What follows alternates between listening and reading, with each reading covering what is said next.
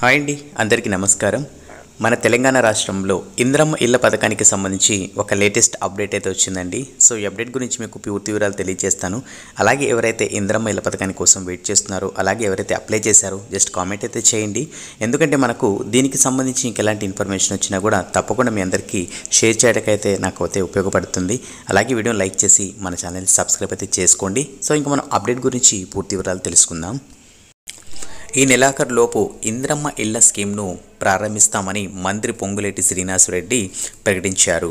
రాష్ట్ర వ్యాప్తంగా 4.5 లక్షల ఇళ్లను అందజేస్తామని వెల్లడించారు. దీంతో అధికారులు ఇళ్లకు సంబంధించిన డిజైన్పై ఎక్కువ కసరత్తు చేస్తున్నారు. అలాగే ఈ సమావేశాలు నిర్వహించి ఇప్పటికే 4-5 రకాల డిజైన్లు రెడీ చేసినట్టు తెలుస్తుంది.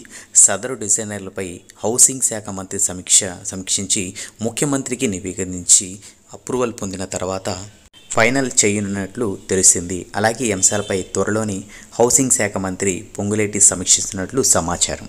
సో ఇదండి అప్డేటు. దీనికి సంబంధించి మరికొన్ని వివరాలు కూడా చూద్దాము.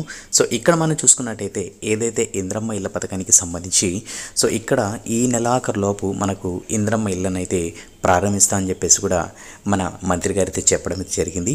అలాగే మనకు ఇల్లును ఏ విధంగా నిర్మించాలి అనే దానికి సంబంధించి డిజైన్ కూడా కంప్లీట్ అయితే చేయడం అయితే జరిగిందని చెప్పేసి కూడా చెప్తున్నారండి. సో ఫైనల్గా ఏ విధంగా నిర్మించాలి దీని మీద ఫైనల్గా మనకు సీఎం గారు అయితే 4 డిజైన్స్ అయితే ఉన్నాయి. సో వాటిని ఫైనల్ దేన్ని మనము ప్రారంభించాలి, దేన్ని మనము ముందుకు తీసుకుని వెళ్ళాలి అనే దాని మీద అప్రూవల్ రాగానే మనకు హౌసింగ్ శాఖ ఏదైతే ఉందో సో దీనికి సంబంధించి ఈ ప్రాసెస్ అయితే కంటిన్యూ చేయడం అయితే జరుగుతుందండి.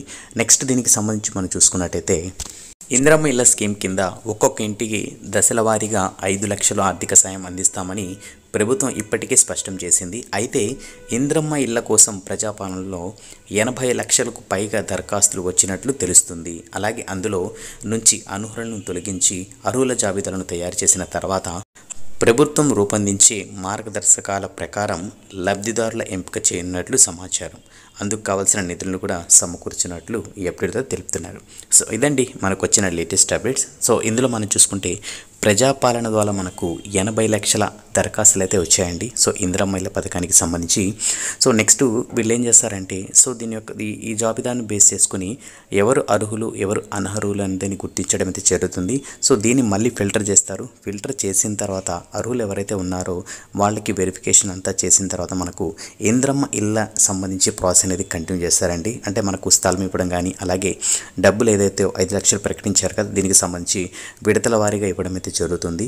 సో అలాగే దీనికి సంబంధించి మరికొన్ని వివరాలు అయితే మనకు త్వరలో వస్తాయి. సో ఆ రాగానే ఆ ఇన్ఫర్మేషన్ కూడా తప్పకుండా మీ అందరికీ తెలియజేస్తాను. సో ప్రస్తుతానికి మనకు వచ్చిన లేటెస్ట్ అప్డేట్ ఇదండి. సో అలాగే ఈ వీడియో నచ్చినట్టయితే లైక్ చేసి మన ఛానల్ని ఇలాంటి అప్డేట్స్ కోసం తప్పకుండా సబ్స్క్రైబ్ అయితే చేసుకోండి. నెక్స్ట్ వీడియోలో మళ్ళీ కలుద్దాం. అంతవరకు కీప్ స్మైలింగ్. శుభదినం.